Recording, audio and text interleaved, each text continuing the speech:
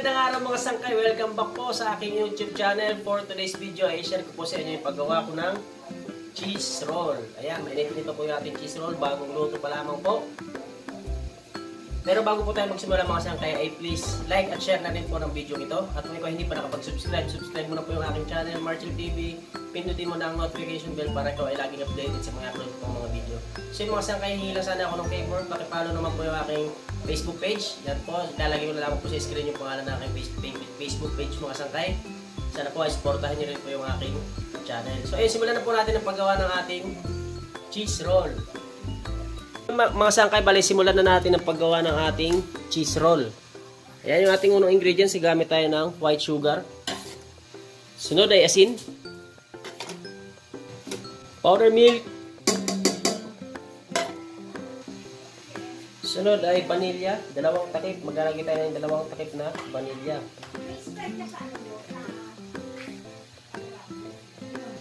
Baking powder. Sunod kong ilalagay ay shortening at saka margarine. Next ay tubig.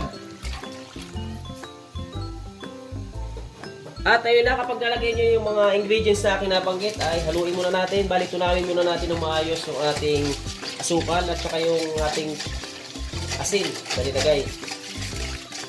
Bago natin nilagay yung ating harina.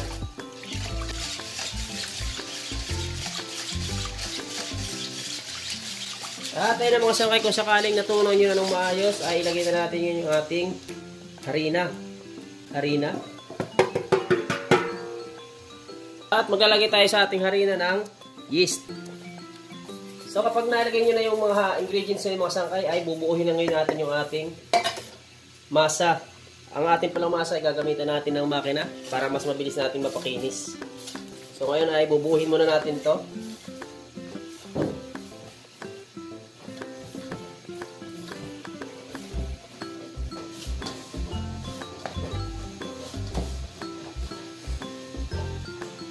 At ayan, nabuo na natin yung ating masa. Inuulit ko, bali gagamitan ko po siya ng makina o roller para mas mabilis natin mapakinis yung ating pinamasa.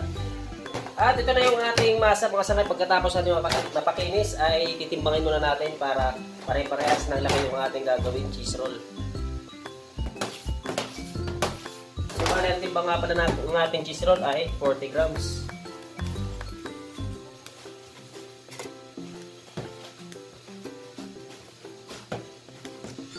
At ayan na, pag atin na naikat ay popormahin na ngayon natin yung ating cheese roll.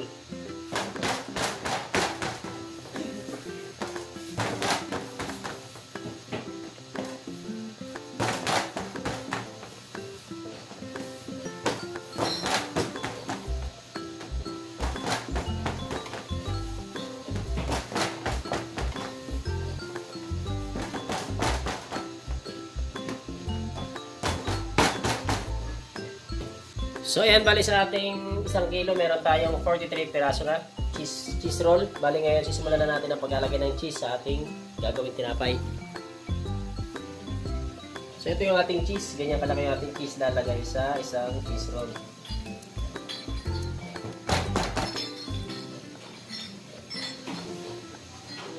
So ganyan lamang po yung aking pagpalaman ng ating cheese roll.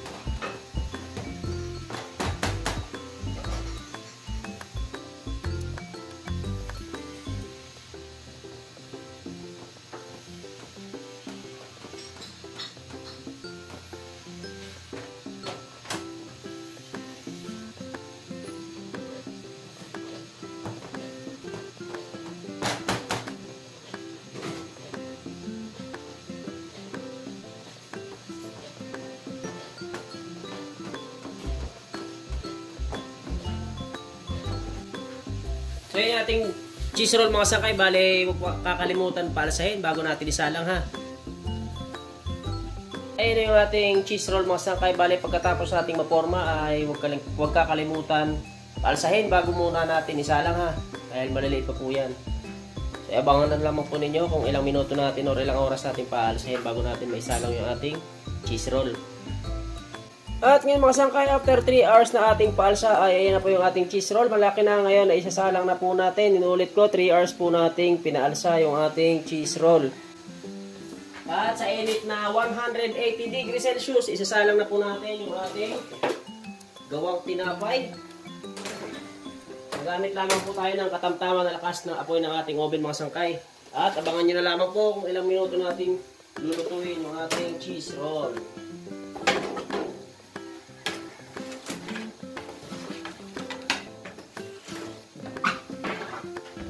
Mga sangkay, after 18 minutes manong ating isinalang. Ayan, ito na po yung ating cheese roll. Ayan, hindi ko na pakita sa inyo pag-angat mga sangkay. Bale, linuto ko sa ibaba ng 12 minutes at inangat ko, bale 6 minutes kong linuto sa itaas. Bale 18 minutes nating linuto yung ating cheese roll. Ayan na po yung ating cheese roll.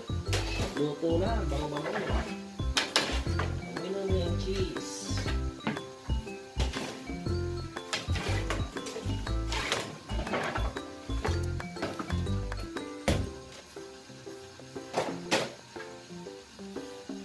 At pagkatanggal nyo sa oven mga sangkay ay pahiran natin ng manipis na gatas ibap sa ibabaw mga sangkay ha. Huwag yung papahiran ng malamig na kasi mababasa na yung hindi na matutuyo yung inyong tinapay. Mas maganda pagpahid nyo is pagkagaling talaga sa oven, pagkatanggal nyo sa oven, pahiran nyo po.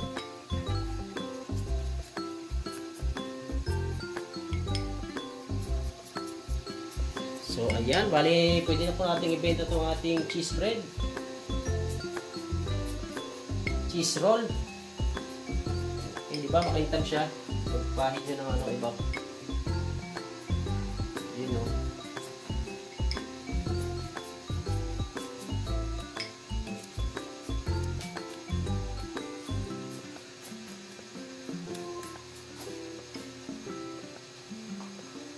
At ayun na mga sangkay ang ating bagong lutong cheese roll. Please don't forget to like, share, and subscribe na po ng video ito. At kung ikaw hindi pa nakapag-subscribe, subscribe mo na yung aking channel, Marcel TV mga sangkay. At pindutin mo ng bell button para ikaw laging updated sa mga upload ko pong mga video. So ayun na po yung ating finished product ng ating cheese roll.